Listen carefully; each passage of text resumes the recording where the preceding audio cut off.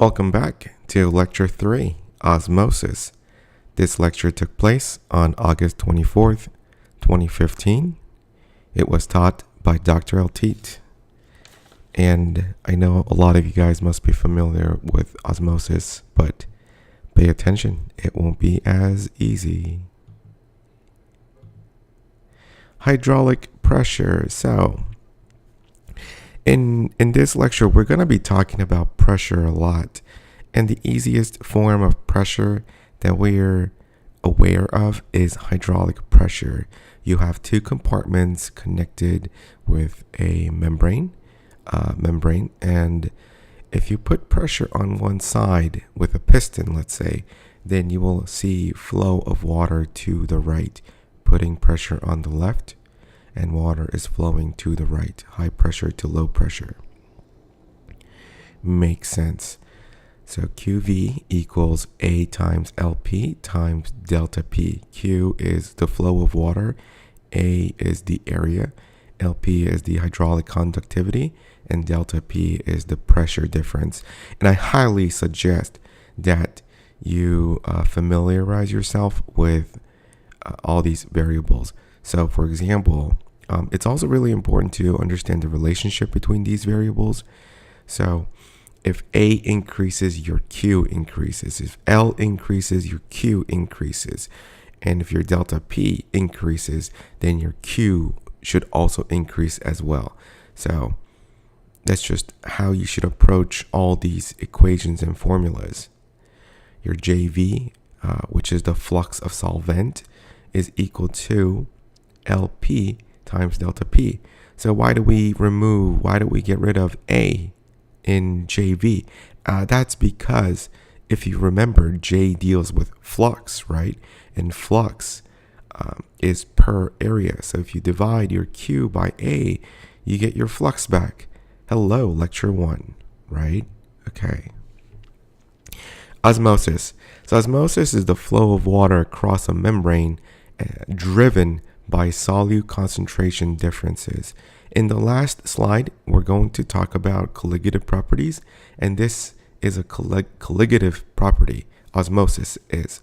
So you have two compartments separated by a semi-permeable membrane, and a semi-permeable membrane is a membrane that allows your solvent to go through, but not the solutes, and that would be an ideal semi-permeable membrane. What happens is when you have solute in a solvent, there's a decrease in pressure on that side. It's effectively like you have pressure on the right side compartment pushing water to the left, which is really cool. So water is trying to dilute the high concentration of the left side. Okay, so definition of osmotic pressure. This is really important. You should understand the definition of osmotic pressure, and it is the pressure necessary to stop the water flow when the barrier is impermeable to solute. Let's think about this. I said that if you have a solution on the left side and pure water on the right side, it's effectively like putting pressure on the right side, right? So according to this definition, osmotic pressure is a pressure that's going to be necessary to stop the flow from the right side to the left side. And that's why you see a piston right here. You're going to have some pressure going to the left, okay? And here is some pressure that you need in order to stop Q from being greater than 0 or less than. Q has to be 0. So QV is negative ALP times pi. And that's because pi is some pressure that you need to stop the Q, right? So on this side, what you are seeing is your flow, therefore, is A times L times delta P this is from the previous slide here. This is the second slide. And on the fourth slide, we learned that QV is equal to negative ALP times delta pi. And when you add the two together, you get this. And if Q is 0, then the delta P is going to be exactly the pressure you need in order to stop delta pi. They're going to be equal, and therefore Q is going to be 0. So osmotic pressure is the pressure you need in order to stop the Q. I can't emphasize enough how important that concept is. So osmotic pressure is the deficit of pressure as a result of the presence of solute. So there's solute, there's deficit of pressure, water is going to want to come in, and osmotic pressure is going to be defined as the pressure you need in order to stop the flow. So water moves from low osmotic pressure to high osmotic pressure. When you have hydraulic pressure, it goes from high to low. But when you're dealing with osmotic pressure, it goes from low to high. Pretty confusing, isn't it? So let's do this problem. You have 1% sodium chloride on the left side and 0.1% on the right side. The membrane is impermeable to NaCl, so that's very good. Which compartment has higher osmotic pressure? The answer to that is going to be the left side. Water is going to go from right to left, low osmotic pressure to high osmotic pressure.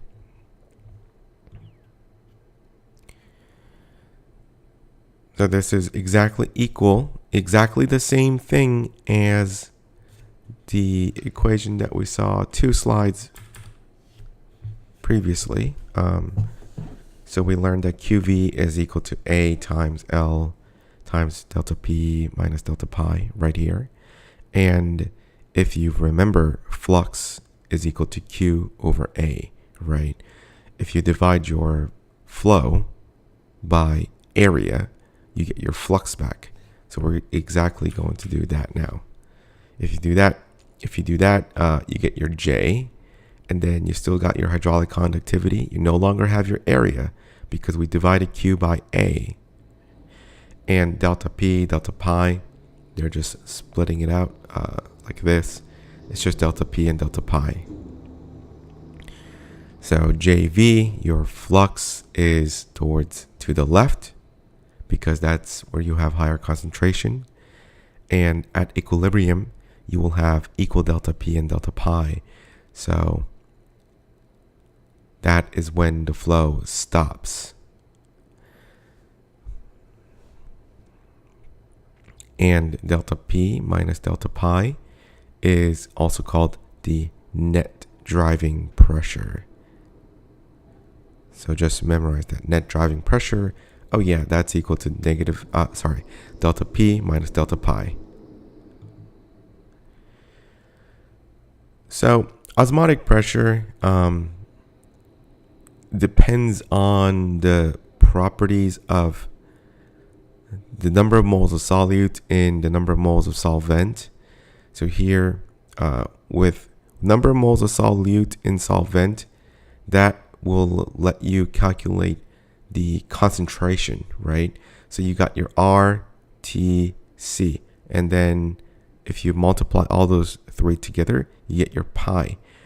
You have the gas constant here because osmotic pressure, it kind of deals with the fact that it's a diffusion process. So that's why you can kind of justify why R needs to be in there. And this is an ideal mixture. So everything is perfect. If everything was perfect, then you would have RTC equal pi. But this is not the case in real life. In real life, you have this coefficient, osmotic coefficient, and it corrects for non-ideal behavior and non-dilute solutions. So if you read the syllabus, it'll mention that RTC is only correct if you have ideal solution, dilute ideal solutions, but we don't have that. So you're going to have phi I. And the way they calculated this is, well, the way they measured it is you take your ideal osmotic pressure and then you measure the osmotic pressure empirically. That means they observed it. And then if you take the ratio, you get some value that's less than 1. By the way, RTC, its name is Van 't Hoff equation. I don't know if the professor did this last year, but you should also memorize what each of your equations' names are, because they can just refer to an equation as their name. So you can know what RTC is. If you don't know what Van 't Hoff equation is, then it can really confuse you. So osmolarity is the concentration of osmotically active particles. And what this means is you need to be aware of all the individual particles dissolved in the solution. If you have, let's say, NaCl, when you dissolve NaCl, this is an ionic compound. It'll dissolve into 2 different particles. So if you have 1 mole of NaCl, you end up having 2 moles of NaCl. Glucose is just sugar, so it won't dissociate into anything. It's just 1. And CaCl2, calcium chloride, that's going to dissolve into calcium and chloride. This is a typo. The professor corrected it in a different slide. As you can see right here, calcium.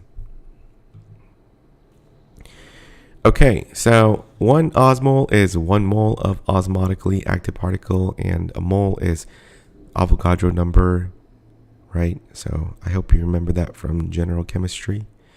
Osmolarity is obviously osmoles over liter. Tonicity. This is a really important concept. They will try to confuse you with osmolarity and tonicity. So let me just tell you, just because something is isoosmotic doesn't mean they're going to be isotonic, and we're going to learn why. Tonicity is operationally defined, meaning you have to actually do the experiment. You have to observe to figure out whether the solution is hypotonic or hypertonic. When something is hypotonic, solvent will rush into the cell and the cell's volume is going to get larger. So we have this hematocrit tube, and hematocrit percentage, I think it needs to be 45%, or maybe it's 55%. I think it's 45%. And then they centrifuge to separate the plasma from RBCs, red blood cells. They remove the plasma, and then they add equal volume of some test solution right here. And they take this and put it into a hematocrit tube again. And then they saw that the volume the cells take up has increased, right? And that must mean that the cells swelled. And then that would mean this test solution is hypotonic. Do we know whether it's isoosmotic or, hyperosmotic or hypoosmotic? No, we don't know that. That you figure that out doing the math. But tonicity, you actually have to measure it. So in this experimental procedure, it is possible to determine changes in volume of red blood cells as a function of ionic composition of the external solution. All right, so tonicity.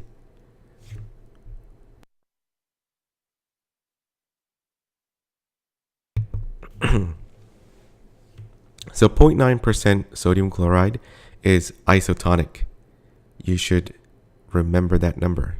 Memorize this number. 0.9%. We had to memorize it. I'm assuming it's going to be the same for you guys as well. So when it's lower than that, when it's lower than 0.9%, it's going to be hypotonic. Water is going to come in. So your V over V naught is your original volume, your new V. The ratio is going to be higher than 1 because water is coming in.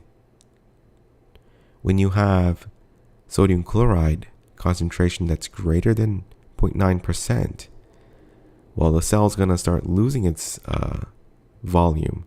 That's why the ratio of V over V naught is going to be less than 1. The cells will shrink.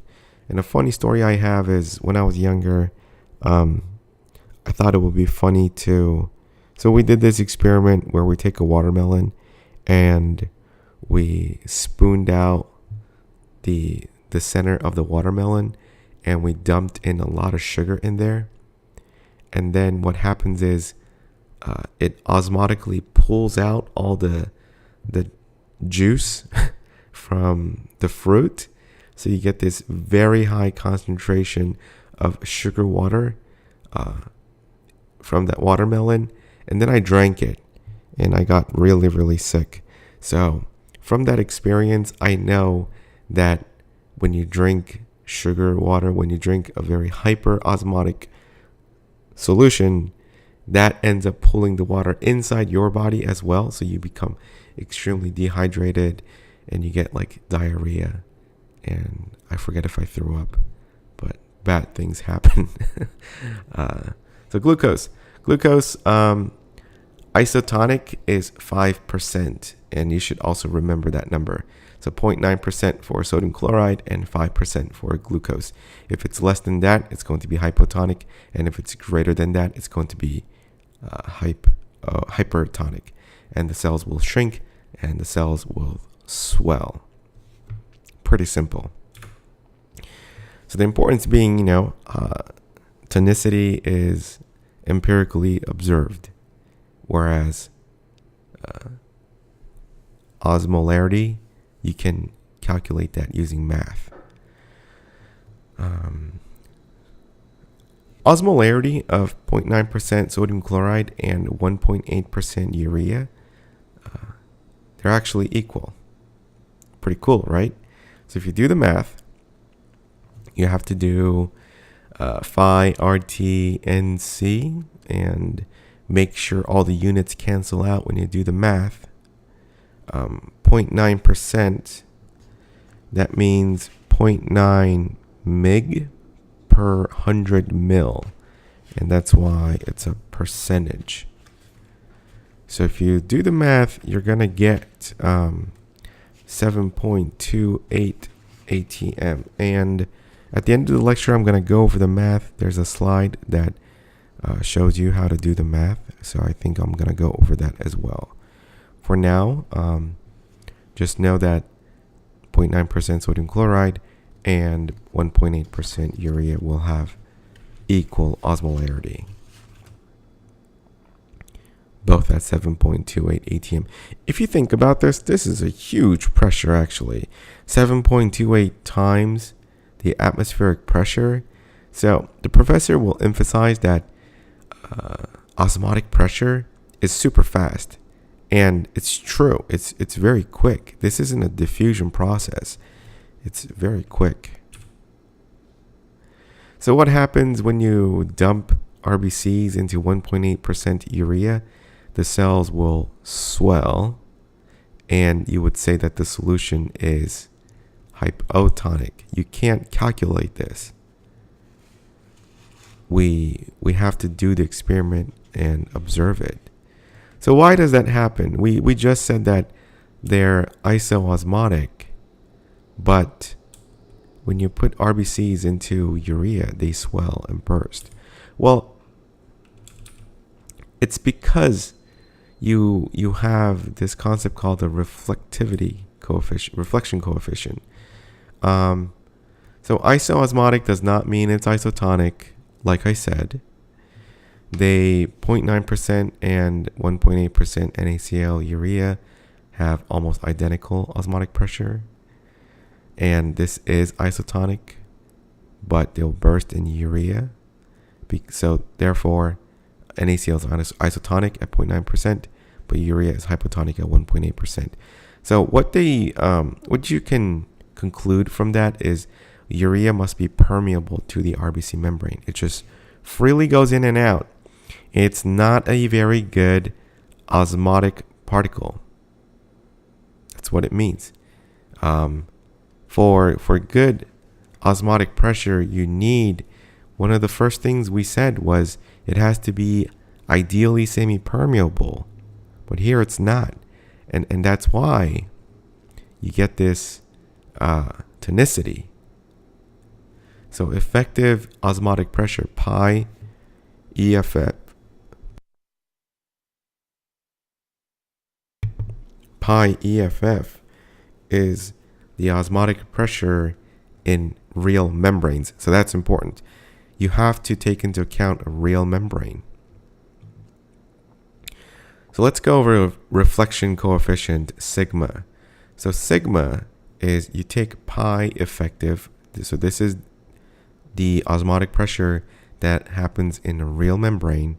And remember RT, phi, NC. So N is the number of osmotically active particles you get, concentration of the solute. And then you have your phi, which is your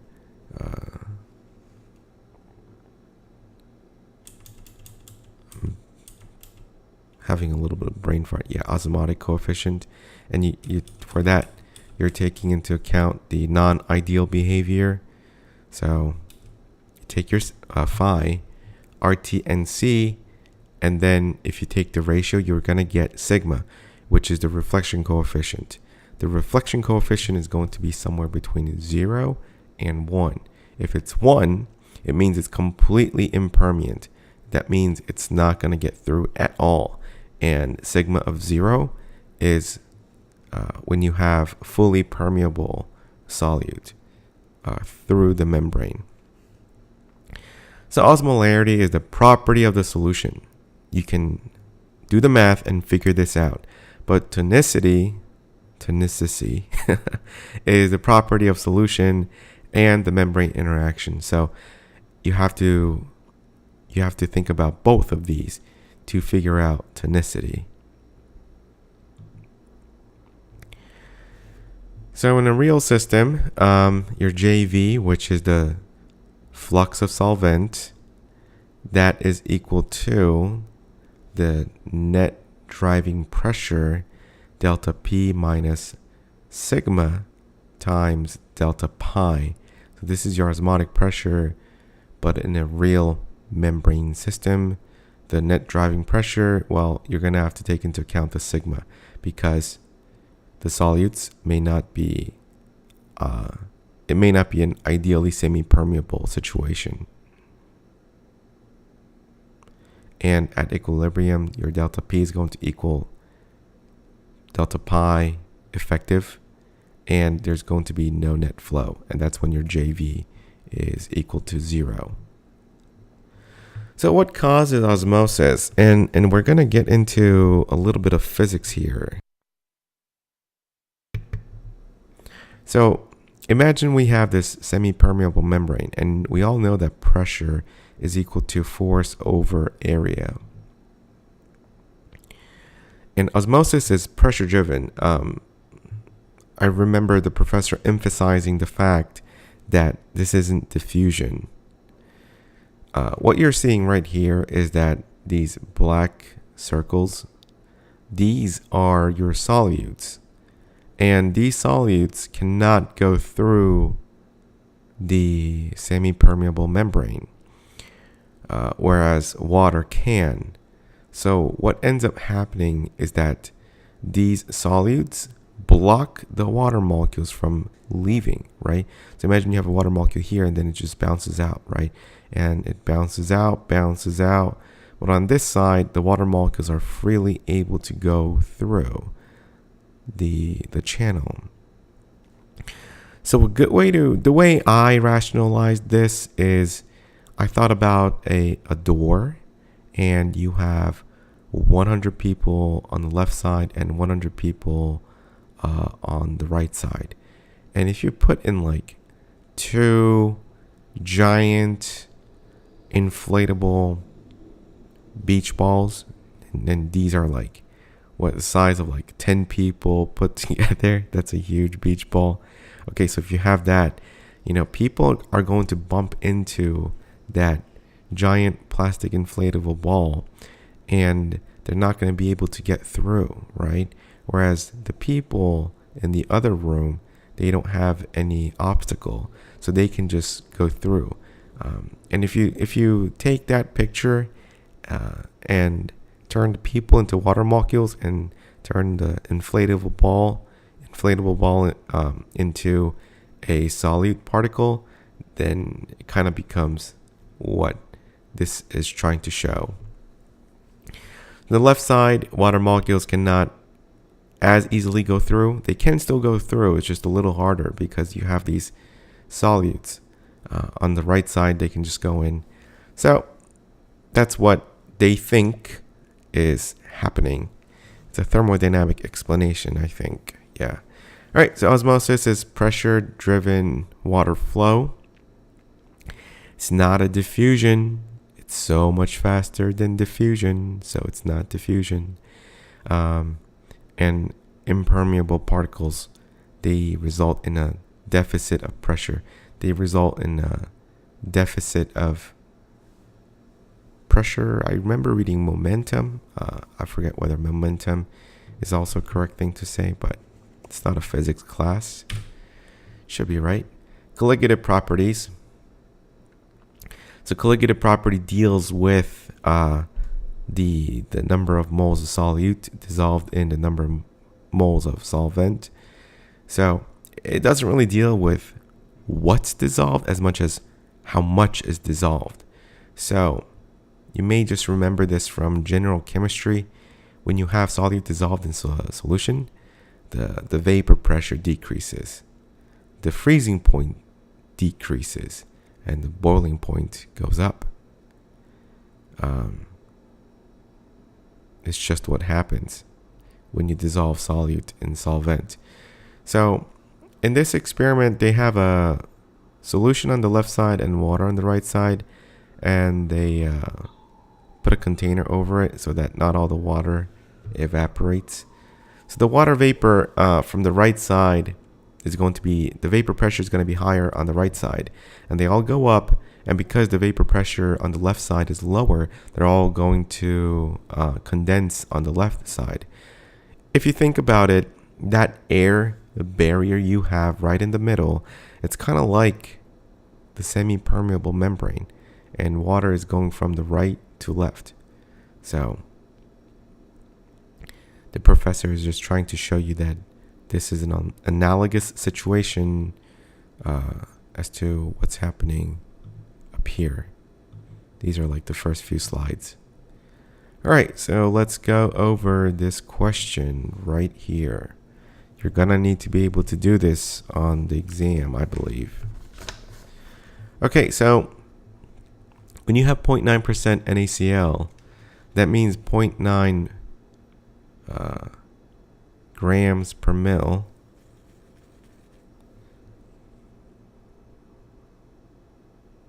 And that is going to be okay, so when you get this question, first write down 0.9% grams over 100 mil, and then do grams per liter. And the reason you want to do grams per liter is because when you're trying to do molarity, remember molarity is moles per liter, so you want to be in liter, and it's going to make your calculations so much easier.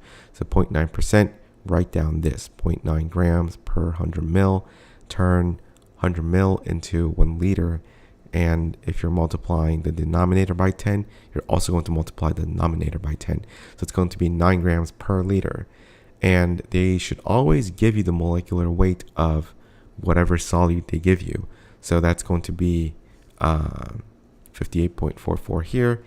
if you do 58.44 grams per mole, and if you do the math, you'll get moles per liter, and that's your osmolarity now. So remember Van 't Hoff equation, and then now you got your phi and n. So this is your osmotic coefficient, and this is your number of particles. Do not forget your n. So phi here is going to be 0.93, 0.082. That's your gas constant. Always write down the units too. Make sure it all cancel out. So do that. And then don't forget the 2. This is the number of osmotically particles you get per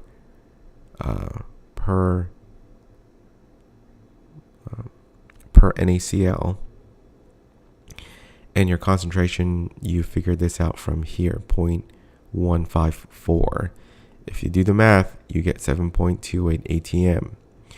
So now the professor is asking you to do urea, and let's do this one. Okay, so let's do some math.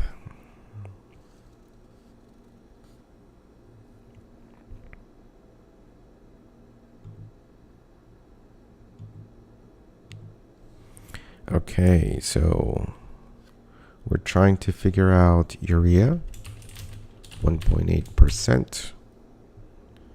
We know that your phi is equal to 0.95.